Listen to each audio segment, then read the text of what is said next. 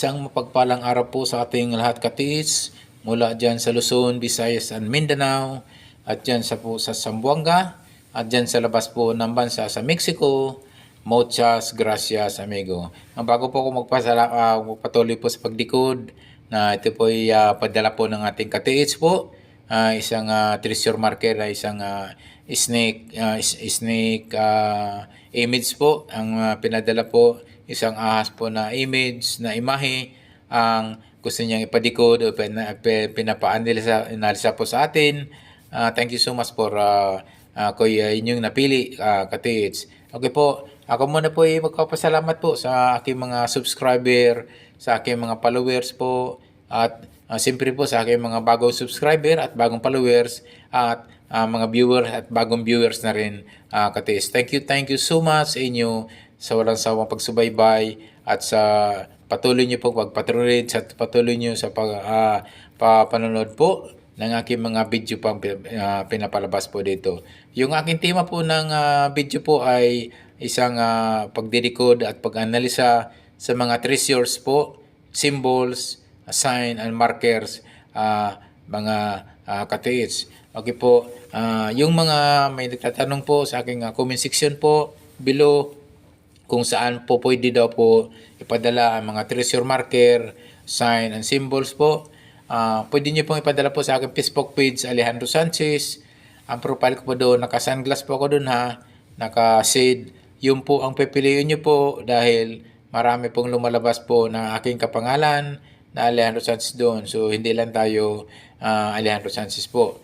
So, ang gagawin nyo po, i-print nyo muna po, add print nyo muna para po kayo makapasok po at para nyo maisin po na inyong mga treasure, sign, symbol and markers upang i-decode upang atin po matulungan pag-analisa kung ano po yung mga direction po na kung ano yung ibig sabihin po ng mga markers na yan mga katiis. Ngayon po mga katiis, yung aking Facebook page, Alejandro Sanchez, yung naka-sunglasses po, naka-shade po ang aking profile doon.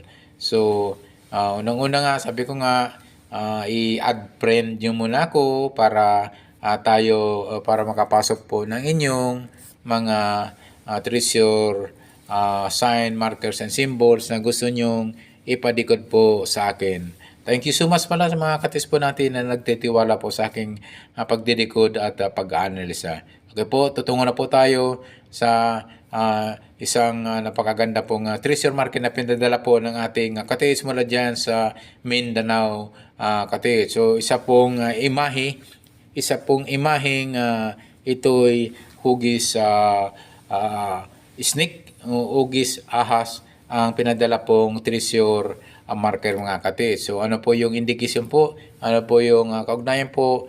Ang ahas po sa mga treasure marker, treasure sign na ito'y ginagamit po ng mga Japanese, Korean and Chinese mga katiis. So ito po sa akin nakita po ay isang imaheng ahas o snake po, snake treasure o snake marker treasure po ang ginamit po. Ito'y pinorma po talaga na para siyang ahas po ang yung bato na talagang in-engrave po talaga na ito po'y natatagpuan po ng ating katiis sa kanilang lugar mga katiis. Ito po talagang mukha po talaga siyang ulo ng ahas mga katiis at ito po'y may mata at ito po'y may mga kaliskis po ang bandang kanyang sa bandang ulo mga katiis. So po, ito po yung aking unang nakita po ay ang indikasyon po ito ay isa pong malapit lang po ang distansya po ang kinaroonan po ng item po mga katiis. So i-check nyo po mga katiis, ito ay naka-pinpoint po sa in-between sa palagitnaan po ng south and west mga katiis. So i-detect nyo po ng metal detector or gold locator mga katiis. So i-check nyo yung area po mga katiis sa layo lang po ng mga pwedeng 1 hanggang 3 hanggang 4 meters ang distance mula dyan sa marker na hugis ahas mga katiis. So mula dyan sa palagitnaan po ng south and west, i-check nyo po dyan. Pwede nyo i-detect po ng metal detector or gold locator mga katits. Kasi ngayon mga katits, ito po ito kanyang tingin, nakapoint po doon po sa palagitnaan po ng south and west mga katits. So, pwede po yung titingnan po sa distansya po ng 1 hanggang 3 meters hanggang 4 meters po ang layo mula dyan sa treasure marker na isang hugis snake mga katits. Okay po mga katits, tingnan nyo rin po yung apat na sulok po ng kanto po niyang pinaka treasure marker na yan mga katits. Tingnan po yun dyan mula sa north, south, east and west. Baka po mayroon po yung tinatawag na coordinated marker sign o tinatawag na coordinated marker sign mga katits. So yan po, sa distansya po ng di ganong layo po yan ng 1 hanggang 5 meters po ang distansya po sa yung apat. I-check nyo po yung apat na kanto ha. Huwag nyo kaligtaan po. Baka mayroon yan tinatawag na coordinated markers o tinatawag na counter sign markers yan mga katits. Kapag medyo may kalakihan na po ha. Pagkatandaan nyo po, kapag medyo may kalakihan na po yung mga treasure marker symbols and sign, asahan nyo po yung distansya po ay medyo may kalayuan na po. Ito po isang malaki na rin po ito, isang big boulder sign na rin po ito mga katits. Sa tingin ko po ay ito nagdidistansya na po ito ng hanggang 5 hanggang 7 meters po ang layo ang item po nitong mga katits. So tingnan nyo po ha, tingnan nyo po yung apat na sulok, apat na kanto mula dyan sa west, east, north and south. Baka mayroon niyang mga tinatawag na coordinated countersign o coordinated marker kung saan po nag-pinpoint po yan ng item. So kapag pagkatandaan nyo po katits, kapag malaki po yung mga treasure marker, tinatawag na treasure sign, yun yung tinatawag po na BBM o treasure marker, tinatawag na big boulder markers at tinatawag na big boulder sign sa mga malalaking bato. Katis ay asahan nyo po yan ay mayroon yan kaakibat na coordinated counter sign at mayroon tinatawag na coordinated marker sign mga katis. Yun po ay sana po ay inyo pong masundan po at sana ay nasundan po ng ating katis na nagpadala pa ito na napakagandang treasure marker na isang hugis ahas. Ito po ay natatagpuan po sa kanilang lugar somewhere dyan sa Mindanao. So yan po mga katiits ay i-check nyo po yung apat na kanto po mga katiits. Baka mo mayroon po dyang medyo may kaliitan lang mga bato o may tinatawag na old century tree na puno na lang po ang natitira na mayroon pong nakaukit, nakahugis po, naka-engrave na tinatawag nilang countersign markers mga katits. Okay po? So, huwag niyong kaligtaan po mga katits yan. Sa east po, 1 hanggang 5 meters po ang distansya. Mula dyan sa west, same distance, 1 hanggang 5 meters po. At dyan sa kanyang north area, 1 to 5 hanggang 5 meters din. As well as the south area, 1 hanggang 5 meters din ang distance po. Tingnan nyo po yung mga distansya na yan.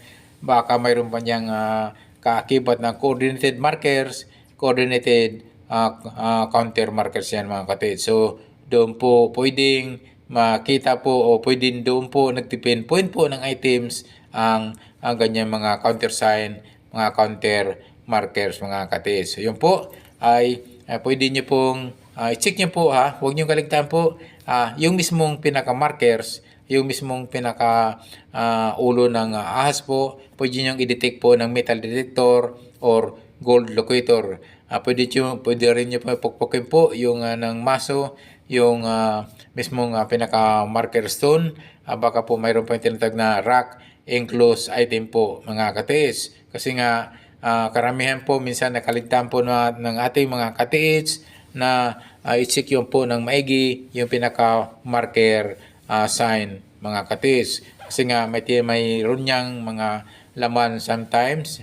Pagpukpok niya minsan, pag solid, minsan yung kabilang portion ay ampaw po ang tunog, posible po may rack and close item po yan.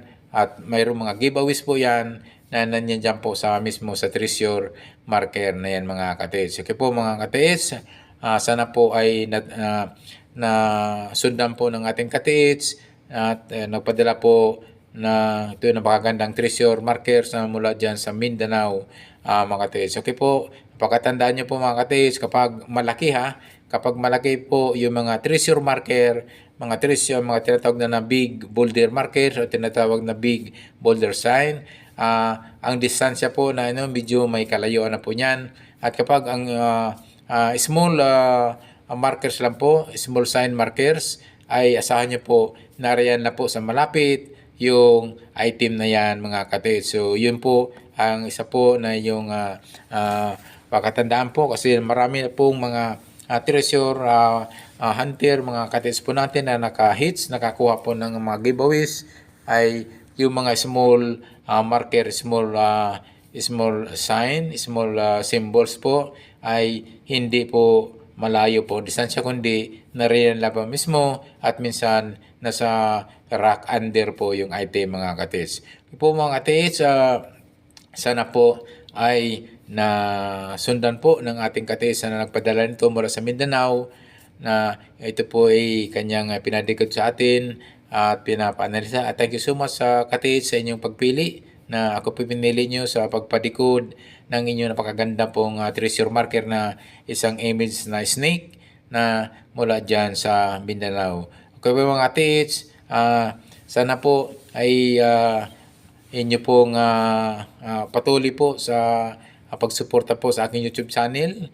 Mga bagong subscriber, mga bagong followers, mga bagong viewers po, huwag sana magsawa po sa aking mga bidyong pinapalabas po rito. Ang tema po ng aking video po mga katiits ay isa pong pagdidikod po sa mga treasure symbols, signs and markers at pag-aanalisa mga katiits. Okay po mga katiits, yung mga bago pa lang sa aking YouTube channel, please don't forget to subscribe, and also don't forget to hit the notification bell button para updated po kayo sa aking mga video pang ipapalabas dito mga katiits. Po mga katiits, muli ako talaga ay nagpapasalamat sa inyo sa walang sawang pagsuporta at sa walang sawang panonood po ng aking video po, na ito'y isang mga treasure sign, treasure symbols, and treasure markers mga katiits. Okay po mga katiits, sana po ay tayo pagpalayan po ng may kapal at tayo makahits na mga katiits po natin mula dyan sa Luzon, Visayas, and Mindanao. Thank you so much for watching. God bless us always.